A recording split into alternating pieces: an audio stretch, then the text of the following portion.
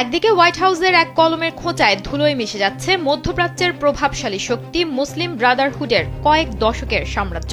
অন্যদিকে রিয়াদ, ইসলামাবাদ ও আঙ্কারা মিলে জন্ম নিচ্ছে ইতিহাসের এক ভয়ঙ্কর সামরিক সমীকরণ। এটি কেবল জোট নয়, বরং ওয়াশিংটনের একাধিপত্যের মুখে এক ইসলামিক ন্যাটোর হুঙ্কার, যে জোটের এক হাতে থাকবে আরবের অঢেল অর্থ, অন্য হাতে পাকিস্তানের পারমাণবিক শক্তি, আর মাথার উপর থাকবে তুরস্কের সামরিক শক্তি।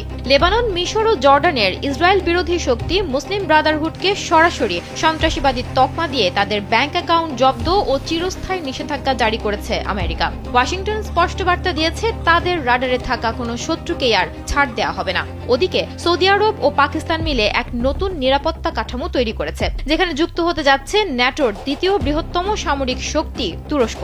ব্লুমবার্গের প্রতিবেদন অনুযায়ী এই চুক্তির ধরন হবে ন্যাটোর আর্টিকেল 5 এর মতো, অর্থাৎ এক সদস্য রাষ্ট্রের বিরুদ্ধে কোনো আগ্রাসন হলে তাকে সব সদস্যের বিরুদ্ধে হামলা হিসেবে গণ্য করা হবে। এই সম্ভাব্য জোটের শক্তি বিন্যাস বিশ্বজুড়ে সামরিক বিশেষজ্ঞদের কপালে চিন্তার ভাঁজ ফেলেছে।